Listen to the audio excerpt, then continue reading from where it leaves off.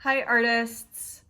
Today we are going to create a collage. A collage is a piece of art where you have cut or glued paper. Now, if you do not have glue or scissors at home, you can do this as a drawing. That is totally fine. However, for those of you who do have glue and scissors at home, we are going to practice correctly using both of these items. For example, when we are using scissors, our thumb is always going to be on top, and we're always going to cut with the scissors away from our body. When we are using glue, you will only twist the very top of the cap and then turn it over for ... not a lot. When you're done, you'll close it, wipe off any extra glue that's on the top there, and remember, we always set it down with the cap facing up so it doesn't leak. We have been going over the elements of art this school year. We've already done line, shape, and color. While you're creating your collage today, I want you to think about those three elements and how you can use them. Let's go ahead and get started.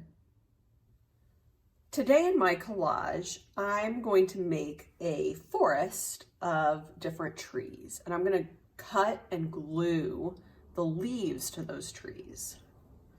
However, before I do that, I would like to make the ground. This can be anything you want. It could be dirt, grass, hills, pebbles, anything else you might find in a forest. I'm going to keep it simple and just make some grass. I'm going to make my grass with vertical lines, going all the way across. I know some of you might already be thinking that you want to add animals to this forest scene as well, and you can definitely do that, but I would wait until the end. After you're done with your grass, it's time to cut some trees. You can use any paper you have. If you have construction paper, magazines work great, anything you have. I'm gonna pick red first. And I'm going to cut out a triangle. And I see here, I already have the bottom of my triangle. So I'm going to cut up and up. You'll notice I'm turning my paper so I can keep my scissors pointing away from me. My thumb is on top when I'm holding my scissors. Perfect. Now, if you don't have paper, scissors, and glue at home, you could always draw a shape for your tree. So I could draw a red triangle, color it in. My next piece of paper is purple. And I think I'd like this tree to be an oval. So I'm going to show you a little trick. I'm going to cut out a rectangle first because it's just easier to deal with. And then I'm just basically going to cut the corners of this rectangle. So I'm going to kind of curve around,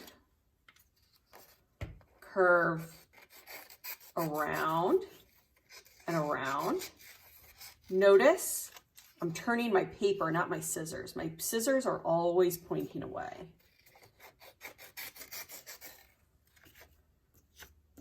So I have an oval and a triangle. You could do a circle, a square, anything you like. Since these scraps are so little, I can go ahead and recycle those. This purple scrap is a lot bigger, so I'm going to save that for another project. The last color I picked out today is green. And you can see I already used this for another project. I'm going to actually tear my green paper. I'm going to kind of tear it in a circle shape. And this bumpy line kind of looks like leaves. I'm going to tear it down here as well. Obviously, when you tear the paper, it's not going to be perfect, but it does make a really cool shape. All right, make it that way. So I have 3 trees. If you want to make more, you totally can. Some trees could even go in front of other ones, but I'm going to stick with 3. Now I can go ahead and open my glue. I'm going to twist just the very top of the cap like this, and then I'm going to use little dots. Dot, dot, not a lot. So I have 3 dots for my triangle. I'll turn it over and count to 10. 1, 2, 3, 4, 5, 6, 7, 8, 9, 10. My oval, I think I'll do 4 dots. Dot, dot, not a lot. Turn it over, count to 10. 1, 2, 3, 4, 5, 6, 7, 8, 9, 10.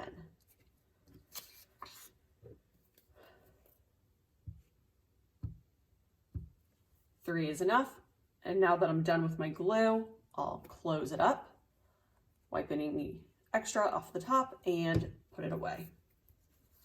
I'm going to turn this over and hold it down for 10 seconds. 1, 2, 3, 4, 5, 6, 7, 8, 9, 10. Now that I've drawn the ground and I've glued the trees, now is the fun part.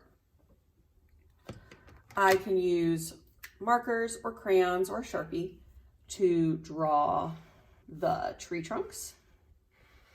Usually they're a little bit bigger at the bottom and they get smaller as they go up.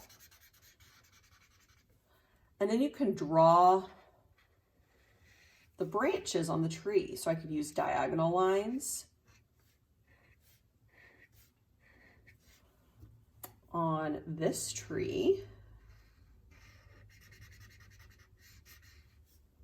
I'm going to draw a vertical line up the center, and I think I'm going to do spirals on this tree.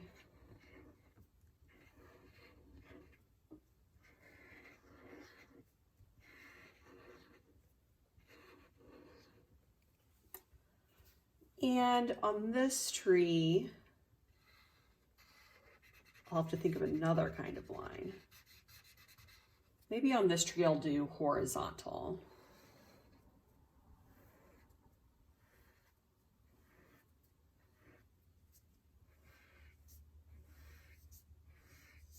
Awesome. Now that I have the details on my trees, I can design the background. This is where you can get really creative. I can make the sky, I can make animals. I think of birds and foxes and squirrels living in the forest.